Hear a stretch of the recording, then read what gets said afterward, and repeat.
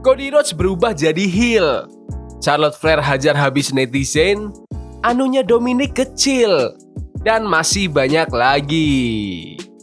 Selamat datang di Extra News, di mana kita akan bahas berita-berita terkini tentang WWE. Sebelum kita lanjut, aku pengen kalian like dan share video ini ke teman-teman kalian yang suka WWE. Dan jangan lupa subscribe, soalnya channel ini upload video berita setiap hari. Cody Rhodes berubah jadi heel. Juara undisputed WWE, Cody Rhodes, saat ini menjadi babyface paling top di perusahaan. Tetapi, banyak yang berhipotesis tentang kapan atau apakah Cody akan berubah menjadi heel. Cody Rhodes kembali bergabung untuk percakapan di Busted Open Radio, dan meskipun Cody agak malu-malu tentang apakah hal itu akan terjadi, Cody mengakui bahwa beberapa fans berpikir benih-benih itu sudah ditanam. Banyak orang berpikir di balik semua ini, Cody Rhodes itu bukan babyface, Cody itu heel. Saya pikir orang-orang berpikir tentang potensi yang bisa muncul dari apa yang akan terjadi ke depannya. Ketika didesak lebih lanjut apakah Cody akhirnya akan berubah haluan, Cody mengatakan bahwa dia enggan untuk berubah haluan karena para fans yang masih anak-anak yang dimiliki WWE. Sementara ada pembicaraan tentang WWE yang beralih ke produk yang lebih berani saat Raw tayang di Netflix di bulan Januari. Cody mengatakan bahwa banyaknya anak-anak yang berinteraksi dengannya secara langsung membuat pekerjaannya menguntungkan, dan itu hal yang luar biasa. Dalam pikiran saya tidak tahu bagaimana mereka akan bereaksi jika saya berubah menjadi heel. Anda ingin menjadi favorit mereka dan Anda tidak bisa hanya berkata, "Hey, saya favorit mereka." Anda harus benar-benar menjadi favorit mereka. Perubahan sikap Cody Rhodes menjadi heel telah menjadi topik pembicaraan populer di dunia gulat selama bertahun-tahun. Legenda gulat seperti Undertaker, Kevin Nash, dan Bully Ray semuanya vokal dalam percakapan tersebut, mengungkapkan berbagai alasan mengapa perubahan sikap itu mungkin bisa sukses atau mungkin juga tidak bijaksana bagi WWE. Sebelum kembali ke WWE, ada permintaan dari para penggemar agar Cody Rhodes menjadi heel di AEW, sesuatu yang tidak pernah ditindaklanjuti oleh perusahaan tersebut. Menurut kalian, apakah suatu hari Cody Rhodes perlu menjadi heel? Komen di bawah. Charlotte Flair hajar habis netizen. Pegulat dari semua promosi tidak asing dengan troll di IWC atau komunitas gulat internet, dan mantan juara wanita ini, Charlotte Flair menghadapi serangan dari salah satu netizen. Charlotte baru-baru ini membalas akun troll yang menanggapi foto yang ia posting di akun Twitter miliknya. The Queen memposting foto dirinya di pinggir ring, berdiri di atas lawan dengan tulisan, "Jika saya mengirimkan ini kepada Anda, itu berarti Anda berdiri di atas bisnis ini." Di sampingnya terdapat emoji ciuman, tawa, dan pose jari peace. Ada akun X yang mengutip unggahan Charlotte dan berkata, "Diam kau, dasar brengsek. Kau tidak akan kembali ke WWE lagi. Tinggallah saja sana di rumahmu." Charlotte kemudian menanggapi unggahan kasar itu, membungkam akun itu sambil pakai emoji lambai-lambai. "WWE adalah rumahku, tapi nikmatilah ruang bawah tanah ibumu itu," balas Charlotte Flair. Tanggapan terhadap respon Charlotte Flair terhadap troll itu sangat positif. Banyak penggemar yang menanggapi dengan hal-hal seperti, "Haha, kawus, dasar lo rasain," dan gak sabar lihat Charlotte kembali di layar kaca lagi. Charlotte Flair telah mendokumentasikan perjalanannya kembali ke ring di media sosial setelah mengalami robekan ACL, MCL, dan meniskus pada bulan Desember tahun 2023. Ia cedera dalam pertandingan melawan Asuka di episode SmackDown, dan waktu pemulihannya diperkirakan sekitar 9 bulan. Charlotte Flair memberitahu para penggemar pada bulan Februari tahun ini bahwa ia lebih cepat dari jadwal dalam pemulihannya. Tetapi ia akan absen di WrestleMania 40 hingga SummerSlam. Sampai video ini dibuat, belum ada informasi lebih lanjut tentang kapan Flair dapat kembali ke program TV WWE. Menurut kalian, apakah superstar WWE perlu menanggapi netizen-netizen yang kasar? Komen di bawah. Anunya Dominic kecil. Rhea Ripley dan Liv Morgan melanjutkan alur cerita mereka di Raw minggu ini, dengan kedua wanita itu saling beradu mulut saat mereka menarik perhatian para penonton dengan apa yang mereka katakan. Namun pada satu titik, Mami memberikan kalimat yang kasar kepada mantan kekasihnya itu, memastikan para penggemar tahu persis bagaimana perasaannya terhadap Dominic. Rhea menyinggung mantan pasangannya itu di layar kaca dan mengklaim bahwa dia sudah mengkhianatinya di SummerSlam dan menusukkan pisau ke punggungnya. Namun Rhea menambahkan bahwa anunya Dom itu nggak bisa masuk sampai dalam, yang ngebuat penonton jadi kaget. Itu adalah segmen yang hanya dipahami mata orang dewasa yang jelas-jelas mendapat reaksi besar dari penonton di arena. Namun, Juara dunia wanita WWE ini tidak setuju dengan klaim itu. Liv Morgan membantah perkataan itu di media sosial dan membela kekasihnya dengan menyatakan dapat mengonfirmasi bahwa perkataan itu tidak benar. Dominic Mysterio pun menanggapi dengan gif dari aktor Jake Gyllenhaal yang mengedipkan mata untuk menambahkan suasana.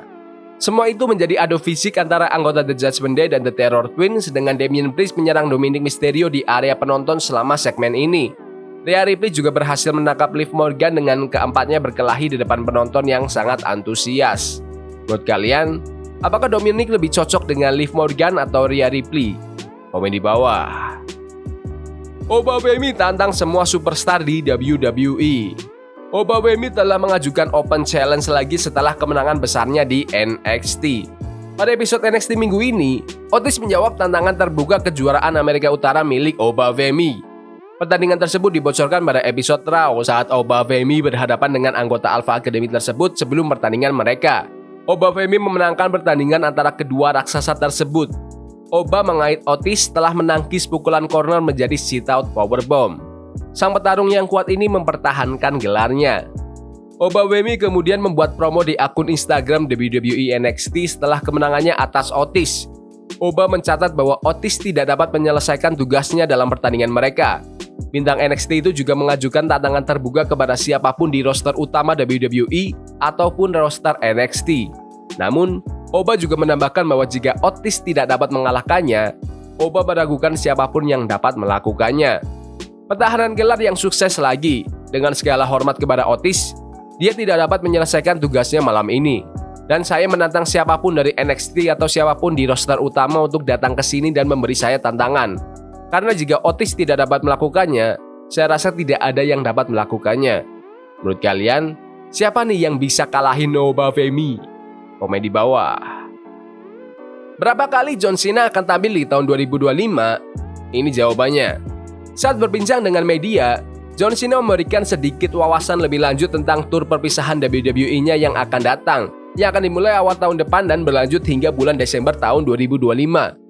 John Cena menyebutkan bahwa ia berencana untuk menyelesaikan season kedua dari acara TV-nya, Peacemaker, pada akhir tahun ini dan akan mendedikasikan tahun 2025 hanya untuk WWE, dengan berkomitmen untuk tampil sekitar 36 kali sepanjang tahun. Saya mungkin dapat mengonfirmasi bahwa Peacemaker akan membawa kami hingga akhir tahun 2024, dan saya dapat mengatakannya dengan keyakinan penuh karena saya telah memberikan tahun kalender 2025 kepada WWE. Saya akan pensiun pada tahun 2025 dan saya akan memulai tur perpisahan itu pada bulan Januari. Saya akan mengakhirinya pada bulan Desember dan akan ada sekitar 36 tanggal ke seluruh dunia untuk mengucapkan terima kasih dan rasa terima kasih kepada para penonton WWE di seluruh dunia. Jadi itulah yang akan saya lakukan pada tahun 2025.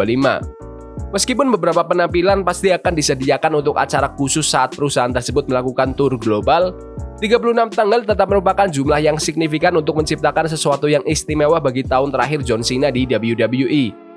Kehadiran superstar legendaris itu akan terasa sepanjang tahun secara konsisten, baik di TV maupun acara premium.